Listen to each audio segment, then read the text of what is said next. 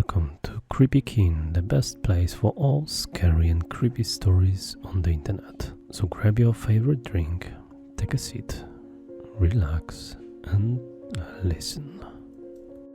I work in security at Disney World, the happiest place on earth. Typically, I wouldn't say where I work, as obviously there are some pretty strict rules about things employees can put online, but I just don't think I can tell this properly without the context. And honestly, I think this might be it for me anyway with this job. I just can't see myself working here any longer now. I've been with the company for 23 years.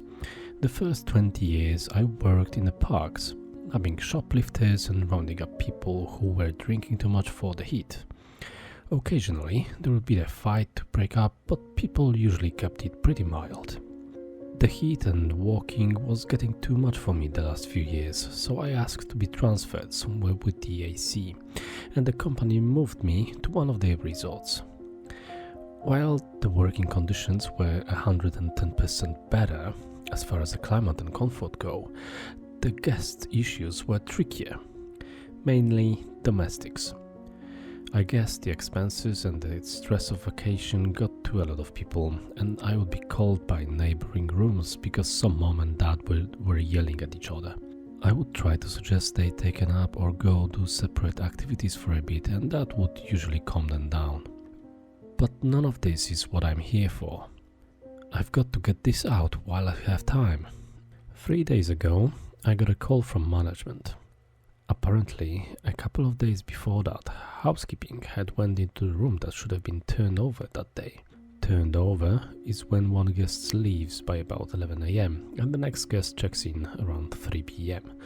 And all of the guests' items were still in the room. Housekeeping made a note of that and moved on, but during the next 2 days when they entered the room, everything was still there and untouched. I went to check it out, and sure enough there was an empty room full of luggage, clothes, snacks, some toys, everything a family would need for a vacation. The manager had already looked up the previous reservation and it was for a family.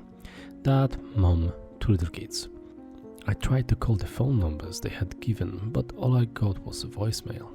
We were a bit stumped, so I made a call that housekeeper could clean the room and take the family's personal items to be held until we got in contact with someone. I went digging into reservations more. The family had arrived 5 days before housekeeping discovered all their stuff. I found that the family had paid a parking fee and their vehicle description was listed. I quickly walked off the parking lots and I had easily located their vehicle. So that ruled out the car accident or them deciding to just leave all their stuff behind. Next, I saw that they had bought a dining plan. This is when a guest prepays for all their food. They are given a certain numbers of credits to use for meals. This family had only used 3 credits, and the last one was 2 days after they checked in. It appeared that the day they arrived, they got here late and probably just stayed on the resort. The next day, they used 2 credits at Epcot. The second park day, they used just 1 credit at Magic Kingdom, and it was at breakfast time. Now at Disney, we have something called magic bands. Magic bands are worn by guests and act as a room key, a park ticket, a credit card, dining reservation payment, fast pass, which is a system used to bypass lines, and more. It took some work, but I was finally able to look up this family's fast pass history. The day they went to Magic Kingdom, they had breakfast at the restaurant in the park, rode a couple of rides, and then rode their last ride. It's a small world, around 11 AM. Then, nothing. Finally, it was time to bring in someone else on this. I called an old co-worker at Magic Kingdom and asked him to pull security footage for It's a Small World at the time they rode it, and I made my way over there. When I got there, my friend was very confused, almost distraught looking. He showed me what he found. There is usually a camera in the direction of where rides load and unload. The footage showed them scanning the buttons to use the fast passes for the ride and boarding the ride. The footage from the exit of the ride just showed the other people in their car exiting. They weren't there. Of course, we thought the worst. Maybe one of the kids had fallen out and mom and dad and the other kid got off in the middle of the ride to help, and they all got injured or killed or stuck in the machinery somewhere. So we shut down the ride. Middle of the damn day. We turned off that earworm music and turned up the lights. Me and my buddy walked the ride 3 times before we called in for help. Eventually, there was close to 10 cast members searching, and we didn't find anything except for 3 cell phones and a hat. I was right stumped. I've kept digging the past couple of days, and I'm not sure who to tell what I've found next to. I've called the police, and I suppose they are on the way, but the company has a way of covering up things like this, and I decided I can't live with myself if I don't put out some type of warning. I kept digging into the reservation over the last couple of days, and today I noticed they had purchased Memory Maker. There are photographers all over the park and the cameras in a lot of the rides, and with Memory Maker, the photos are all free. They automatically get added to the guest's Disney account when the system knows their picture has been taken, and the system always knows. Everyone's whereabouts are always known with the magic bands.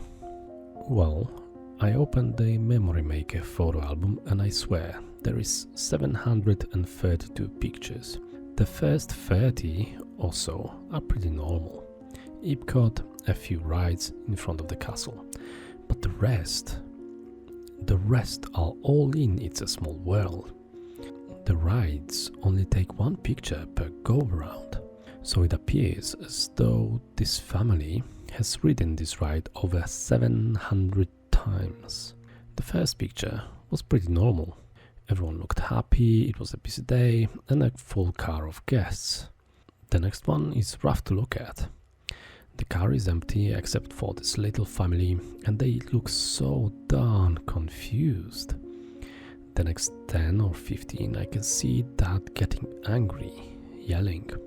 Mom is holding one of those 2 kids like her life depends on it, and you can see the kids are getting increasingly upset, crying, and it goes on and on and on.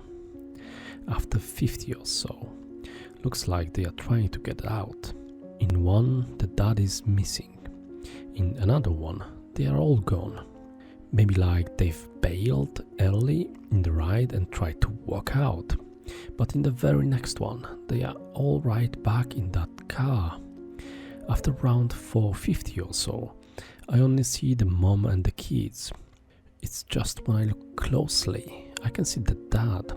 Maybe it's just his body now, slammed down in one of the other seats.